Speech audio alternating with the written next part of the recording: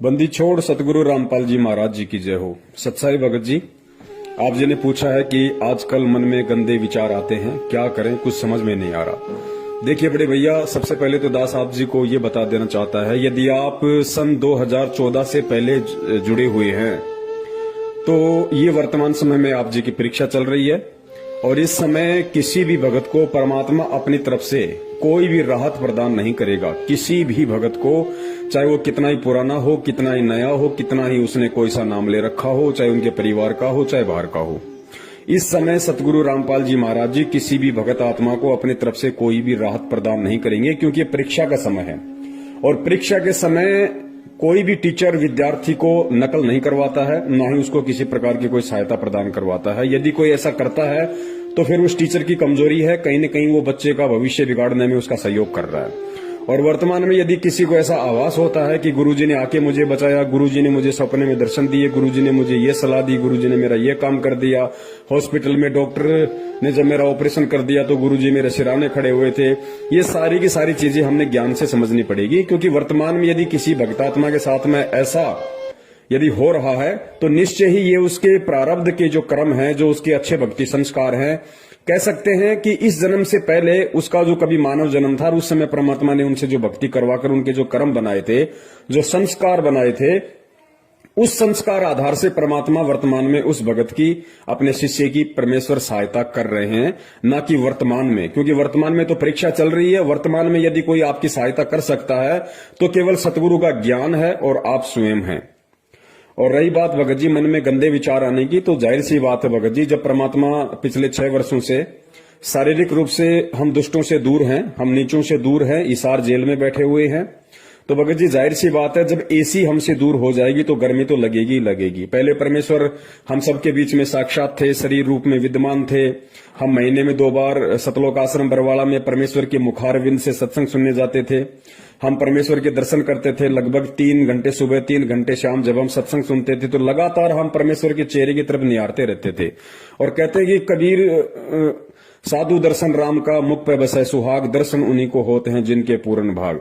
तो भगत जी सतगुरु का तो 1 सेकंड भी यदि किसी ने दीदार कर लिया, दर्शन कर लिया, तो उसका भी कितना पुण्य भक्ति मार्ग में जुड़ जाता है, सोच नहीं सकते। और जबकि 6-6 घंटे महीने में परमात्मा के रोजाना दर्शन, उसके बाद में परमेश्वर का साक्षात आशीर्वाद, परमात्मा अपना आशीर्वाद भरा पंजा अपने भगत के शीश पे रखते थे, परमेश्वर को दंडवत किया करते थे, प्रार्थनाएं लगाया करते थे।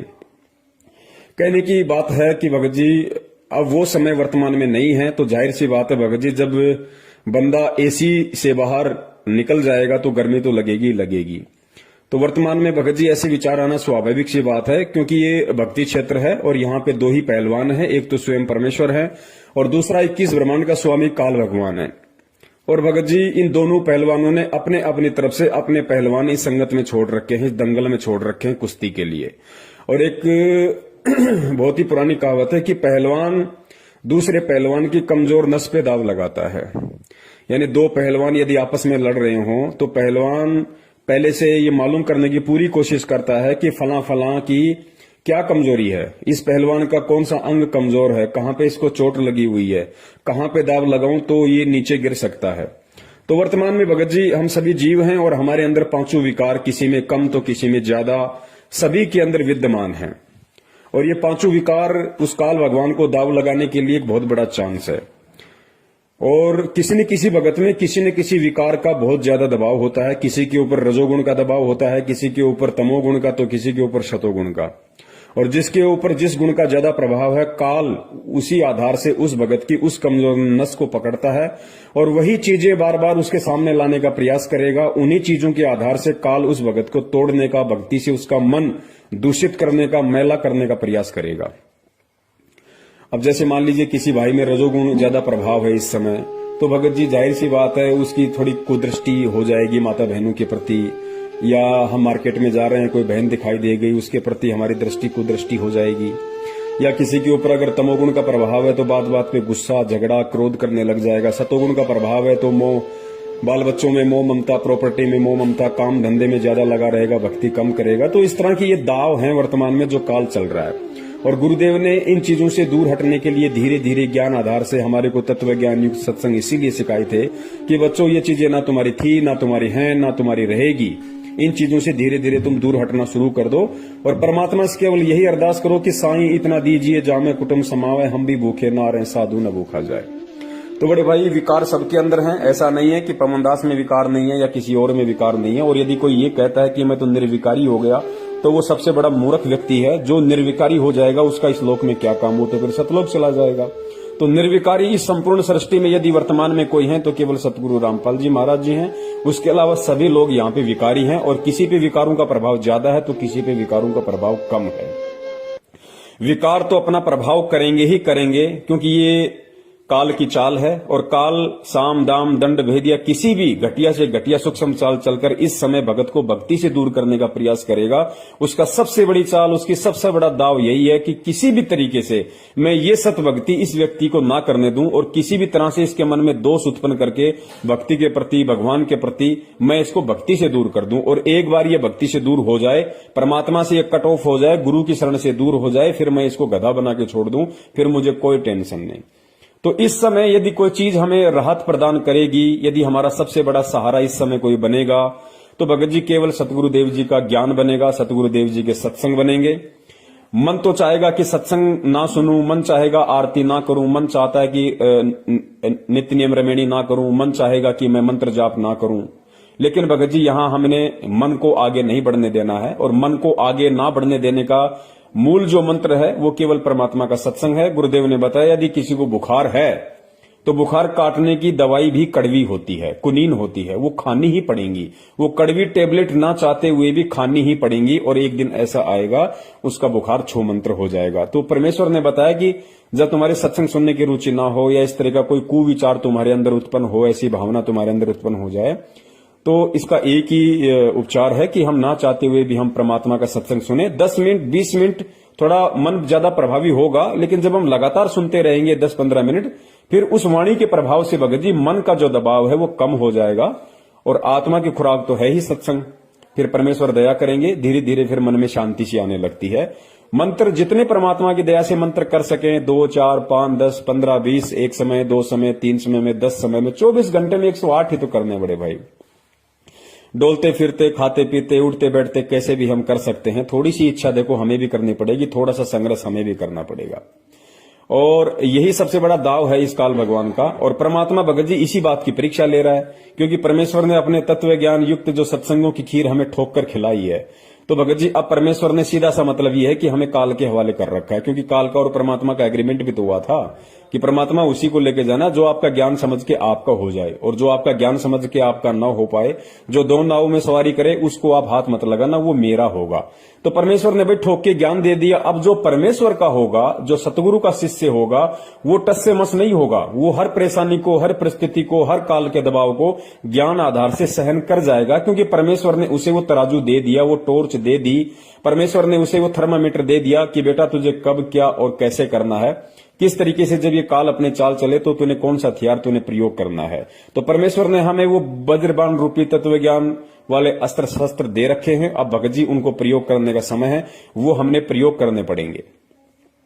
और ये जितने भी प्रकार की घटनाएं जो संगत में घटित हो रही हैं, बहुत सारे संगत के अंदर ग्रुप बन रहे हैं, तरह तरह की बातें निकल के आ रही हैं। कोई अपने मनमुखी विचार व्यक्त कर देता है, कोई अपनी तरफ से कोई वीडियो बना के डाल देता है, या मैनेजमेंट की जो हरकतें हैं, कभी बीजेपी को वोट, कभी आरक्षणबाजी, कभी गुंडों की सीबीआई जांच, कभी ब्लड डोनेशन करवाना, कभी रक्तदान, देहदान, पता नहीं उल्टे सीधे क्रम। कहने का मतलब है कि ये जितने भी प्रकार की घटनाएं वर्तमान में संगत में घटित हो रही हैं, जिनका सतगुरु रामपाल जी महाराज जी के ज्ञान से कुछ भी लेना देना नहीं है, ऐसी घटनाओं को देखकर भी जिन भगत आत्माओं के कमजोर संस्कार हैं, वो भगत आत्माएं भक्ति से दूर होंगी। क्यों होंगी? क्योंकि उनको एक बहाना चाहिए था। उनको एक बहाना चाहिए था कि मुझे ऐसा कोई बहाना मिले कि मैं इस भक्ति से दूर हूं, क्योंकि उनके संस्कार बहुत ही कमजोर थे और वो ऐसा मौका देख रही थी कि हमें ऐसा कोई माइनस पॉइंट मिले इस भक्ति और भगवान की तरफ से और हम इस भक्ति से दूर हो जाएं, हमें एक बहाना मिल जाए। तो ये घटनाएं इस तरह की हैं, ये काल की तरफ से बहाना होती हैं और उन लोगों को एक मौका मिल जाता है परमात्मा से दूर होने का, जो लोग इस भगवान और भक्ति को इतना समझ नहीं पाते हैं, इतने दृढ़ हो नहीं पाते हैं और जिनका मन बकवादों में ज्यादा चलता है। तो भगत जी ये संघर्ष तो बड़े भाई करना पड़ेगा। परमेश्वर ने कहा कि बच्चों ये कलयुग और कलयुग की ये बिचली पीढ़ी, और इस बिचली पीढ़ी में ये संत रामपाल जी महाराज के रूप में ये परमात्मा। जब भी तुम्हारी पार होने की इच्छा हो तो देख लेना, तुम्हें गुजरना इसी परिस्थिति से पड़ेगा, तुम्हें गुजरना इन्हीं परिस्थितियों से पड़ेगा।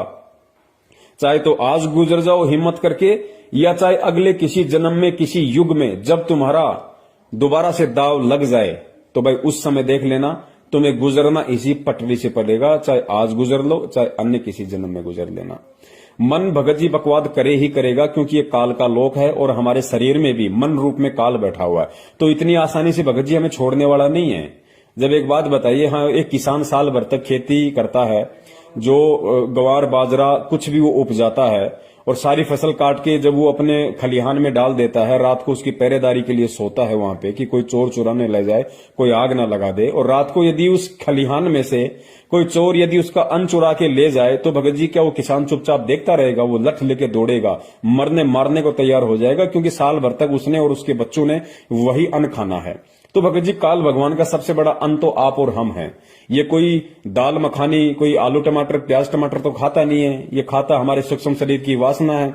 तो इतनी आसानी से कैसे हमारे से इन विकारों को दूर होने देगा, कैसे हमें इन विकारों से दूर होने देगा? और जिस आत्मा का जो भी कमजोर विकार है, क्योंकि पांचों विकार सबके अंदर है, जिसके अंदर जो भी गुण ज्यादा प्रभावी है, उसी प्रकार की वस्तुएं, उसी प्रकार की सोच, उसी प्रकार के व्यक्ति ये काल भगवान उस भगत के संपर्क में लाएगा, ताकि और ज्यादा उसके अंदर मैल उत्पन्न हो, उसके अंदर वासना बढ़े और उसके मन में धीरे धीरे दोष उत्पन्न हो जाए और वो परमात्मा से दूर हो जाए। लेकिन भगत जी परमात्मा ने ठोक के हमें तत्व ज्ञान युक्त सत्संग दे दिया, तत्व ज्ञान से हमें लबालब कर दिया, और परमात्मा ने बता दिया कि भैया गरीब कच्चा हीरा कृच हो नहीं सहे घनबार, ऐसा ये मन हो रहा लेखा ले करतार। जब तुम्हें लगे कि इस तरह की कोई भी आपत्ति विपत्ति संकट मन में दोष भक्ति और भगवान के प्रति तुम्हारे अंदर उत्पन्न होने जा रहा है, तो बड़े भैया मान लेना कि उस समय ये सोच लो कि परमात्मा तुम्हारी परीक्षा ले रहा है, और उस परीक्षा में अब तुम्हें क्या करना है, तुम्हें काल के आगोश में जाना है या परमात्मा की शरण में रहना है। तो ये बहुत ही सोच समझ के भगत जी हमने विचार करना पड़ेगा इन बातों पे। और भगत जी ये विकार किसके अंदर नहीं है, ये विकार कब नहीं थे, ये देश काल परिस्थिति के अनुसार कम ज्यादा भगत जी सतयुग से लेके इस वर्तमान कलयुग तक सबके अंदर है, रहते और रहेंगे।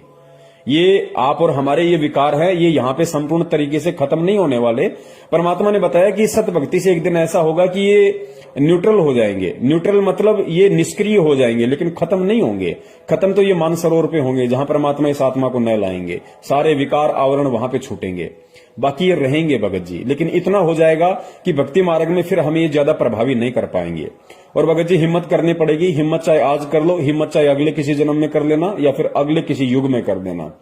तो थोड़ा सा जीवन है, 10, 15, 20 साल का हमारा जीवन है बड़े भाई, आंख बंद करके बैठ जाओ कि परमात्मा जो होगा सो देखा जाएगा। क्योंकि सतगुरुदेव जी भी कहते हैं कि भाई कोटि शीश तूने दे दिए यम राजा की फेंट, कोटि शीश तूने दे लिए यम राजा की फेंट। फेंट यानी झटके से लेता है ये, बकरा बना के फिर कसाई सिर काटेगा, सैनिक बना के बॉर्डर पे खड़ा कर देगा, दुश्मन काटेगा। तो परमात्मा कहते हैं कि इस काल ने असंख्यों बार करोड़ों बार तेरे शीश ले लिए फेंट झटके से। तो कहते हैं कोटि जन्म तूने दे दिए यम, कोटि शीश तूने दे दिए यम राजा की फेंट, और एक शीश देकर देख ले सतगुरु अपने की भेंट। भेंट परमात्मा ने बताया कि प्यार से दिया जाता है, भेंट उपहार गिफ्ट। तो कहते हैं ये अपना एक शीश, ये तेरा 10-20 साल का थोड़ा सा जीवन है, ये सप्रेम अपने सतगुरु के चरणों में समर्पित कर दे कि परमात्मा देख ही जाएगी, जो होगा सो होगा, हम तो तेरे नाम पे। तो फिर परमात्मा संभाल लेता है भगत जी। तो मन में दोष आना स्वाभाविक सी बात है। ये भगत जी कोई जरूरी नहीं है कि आपके अकेले के आ रहा है। आज 90% भक्तों की भगत जी यही स्थिति है, जिसमें जिस गुण का ज्यादा प्रभाव है उसी तरीके से वो भगत पीड़ित है, काल के द्वारा उसको परेशान किया जा रहा है। और परमात्मा वर्तमान में हमसे दूर है, परमात्मा किसी प्रकार की कोई राहत नहीं देगा। अगर राहत कुछ हमें मिलेगी तो केवल इस भक्ति से मिलेगी, परमात्मा के ज्ञान से मिलेगी, क्योंकि परीक्षा चल रही है। अब भगत जी परीक्षा हमारी चल रही है, सतगुरु ले रहा है, तो बड़े भाई जाहिर सी बात है हमने परीक्षा में पास भी होना पड़ेगा, हमने हिम्मत भी करनी पड़ेगी, कुछ लिखना भी पड़ेगा भगत जी। तो हिम्मत रखो और साध संगति ज्यादा से ज्यादा करो। साध संगति का मतलब जो भगत परमेश्वर के ज्ञान से, जिनके विचार मेल खाते हैं, जिनकी रहनी करनी और क्रिया परमात्मा के तत्व ज्ञान से मेल खाती है, उन्हीं भक्तों का संपर्क करो। बाकी भक्तों का संपर्क मत करो, वो भगत नहीं, वो जगत से भी गए गुजरे हैं वर्तमान में। आप किसी भगत पे विश्वास नहीं कर सकते। जिसके विचार परमात्मा से मिलते हो, सतगुरु से मिलते हो, केवल उन्हीं भक्तों की संगति में रहिए। और सबसे बड़ी यदि कोई संगति है तो केवल सतगुरु के सत्संगों की संगति है भगत जी। तो हमने इन चीजों को आधार बनाना पड़ेगा। और दूसरी बात भगत जी, मन में यदि इस तरह का कोई घटिया विचार आ जाता है किसी माता बहन को देख के, किसी युवा लड़की को देख के, या जो व्यक्ति शराब पीता है तो शराब के ठेके को देख के, या जो भी विकार वो पहले करता था और वो सारी चीजें यदि वर्तमान में उसके आगे आ रही हैं और उसके मन में यदि दोष उत्पन्न होता है तो इन चीजों से घबराना नहीं चाहिए भगत जी। इसी चीज की तो परीक्षा है। उस दोष को निवारण करने के लिए तो ये ज्ञान दिया परमात्मा ने। दोष आना स्वाभाविक सी बात है। मान लीजिए नाम दीक्षा से पहले मैं बहुत ज्यादा चैन स्मोकर था, मैं बहुत ज्यादा सिगरेट पिया करता था, दिन में 10-10 सिगरेट की डब्बियां मैं खत्म कर दिया करता था, रहा नहीं जाता था। नाम दीक्षा ली, परमात्मा की वाणियों का असर हुआ, कुछ परमेश्वर ने आशीर्वाद दिया, दया हुई, मैंने वो चीजें छोड़ दी। लेकिन एक समय ऐसा आता है, साल 2 साल 6 महीने बाद में, कि वो चीजें पुनः हमारे ऊपर हावी होने लगती है। क्यों? क्योंकि सतगुरु उस समय ये देखता है कि मैंने वर्तमान में इसको जो ज्ञान दिया है, जो आशीर्वाद दिया है, इसको जो सहारा दिया है, उसको ये कितना अपना पाया है, कितना ज्ञान ये ग्रहण कर पाया है, कितना ज्ञान को आधार बना पाया है, कितनी भक्ति मर्यादा में रह के ये अपने अंदर अर्जित कर पाया है। तो जानबूझ के परमात्मा आपको थोड़ा सा ढीला छोड़ देता है। तो क्या होता है कि काल तो तैयार बैठा है, काल उन्हीं चीजों के आसपास आपको घुमाने लगेगा। अगर आप सिगरेट पीते हो तो वापस आपके वही दोस्त आपके संपर्क में आने लगेंगे। बार बार आपको पान की थड़ी दिखाई देने लगेगी जहां पे सिगरेट की डब्बियां रखी होंगी, या कोई व्यक्ति पी रहा होगा उसकी धुआं आपके अंदर जाएगी, तो आपके अंदर वो विकार धीरे धीरे आना शुरू हो जाएगा। लेकिन उस समय हमने ध्यान रखना है कि परमात्मा हमारी परीक्षा ले रहा है। परमात्मा ने हमारे नाक में जो तत्व ज्ञान रूपी जो नकेल डाल रखी है, जो रस्सी डाल रखी है, उसको थोड़ा सा ढीला किया है कि देखता हूं, देखिए ये जानवर अभी भी उसी खेत में जाके घास खाता है, या मैंने जो इसको तत्व ज्ञान रूपी जो हरी हरी दूब डाल रखी है, जो चारा डाल रखा है, उसी को खाना पसंद करता है। तो उस समय हमें ध्यान रखना होगा कि परमात्मा हमारी परीक्षा ले रहा है और काल हमें अपने आगोश में डालने की, अपने जाल में फांसने की तैयारी कर रहा है। दोनों तरफ से हमें उस समय ध्यान रखना होगा, हमें सोचना होगा भगत जी। तो उस समय हमने केवल ज्ञान को आधार बनाना पड़ेगा। और यदि इस तरह की भावना या कुविचार यदि मन में आ भी जाते हैं तो भगत ने घबराना नहीं चाहिए। कुविचार तो आएंगे क्योंकि ये काल का लोक है। यहाँ पे सद्विचार बड़ी मुश्किल से, बड़ी देर से आते हैं। तो यदि उस समय हमारे मन में ऐसे कोई कुविचार किसी माता बहन को देख के, किसी शराब की दुकान को देख के, मांस की दुकान को देख के, किसी की प्रॉपर्टी को देख के, या अन्य किसी तरीके से कोई भी यदि ऐसा विचार हमारे अंदर आता है, तो भगत जी ये समझ लेना कि परमात्मा परीक्षा ले रहा है और परमात्मा मेरे इर्द गिर्द है, शब्द रूप में मुझे देख रहा है परमात्मा।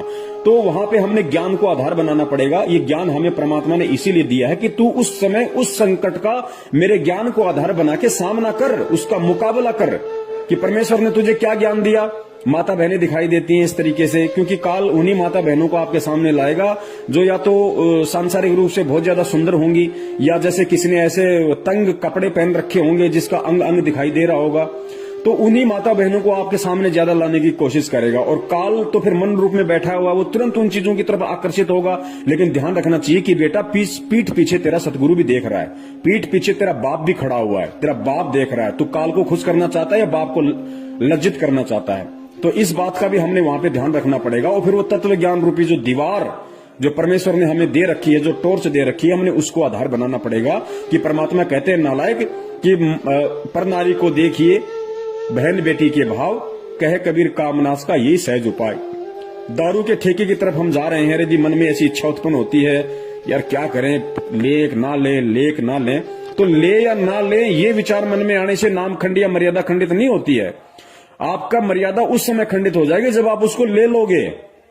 अगर विचार आपके अंदर आ रहा है तो उसी समय आपने परमात्मा के ज्ञान को आधार बनाना पड़ेगा कि बाप पीठ पीछे खड़ा है और बाप ने बताया है कि भैया शराब पीवे कड़वा पानी 70 जन्म कुत्ते के जानी। तो देख ले बेटा, तुझे इस जन्म में सतलोक की प्राप्ति करनी है या फिर एक घूंट लेके तुझे 70 जन्म लगातार तुझे कुत्ते के लेने, और बाप पीछे खड़ा हुआ है, देख ले तुझे क्या करना है। तो भगत जी ये सारी बातें हमने विचार करनी पड़ेंगी। इसी तरीके से हम इस मन को जीत सकते हैं और परमात्मा की इस परीक्षा में हम पास हो सकते हैं। और ध्यान रखना, परमात्मा की परीक्षा में बिना परमात्मा के सहारे के कोई पास भी नहीं हो सकता। आप और हम जीव है, हमारी कोई औकात नहीं कि भगवान हमारी परीक्षा ले और हम पास हो जाएं। हम यहाँ की 8वीं 10वीं की परीक्षा में तो सप्लीमेंट्री लाख के पास होते हैं, 3rd डिवीजन बाई ग्रेस आती है, और भगवान परीक्षा ले और हम पास हो जाए। कभी सोचना भी मत ये बातें। परमात्मा पीठ पीछे खड़ा है भगत जी, तभी हमारी थोड़ी बहुत हिम्मत इन काल लोक की इन वासनाओं से संघर्ष करने की हो रही है, अन्यथा नहीं हो सकती। तो ध्यान रखो कि शब्द रूप में आप ये मत देखो कि जेल में जेल में परमात्मा बैठा है, संत रामपाल जी महाराज जी जेल में बैठे हुए हैं, मुझे देखने वाला कोई नहीं है। परमात्मा पीठ पीछे शब्द रूप में खड़ा है, क्योंकि वो केवल शरीर रूप में जेल में है, शब्द रूप में तेरे साथ में है, तेरे इर्द गिर्द है। तो इस चीज का ध्यान रखो भगत जी कि परमात्मा 24 घंटे मुझे निहार रहा है, मुझे देख रहा है। हम किसी कंपनी में काम करते हैं भगत जी, कंपनी में अगर सोना भी पड़ा हो तो हम उसको हाथ नहीं लगाते। क्यों नहीं लगाते? क्योंकि हमें डर है कि चारों कोनों में सीसीटीवी कैमरे लग रहे हैं और वहां लिखा हुआ है कि आप कैमरे की नजर में हैं।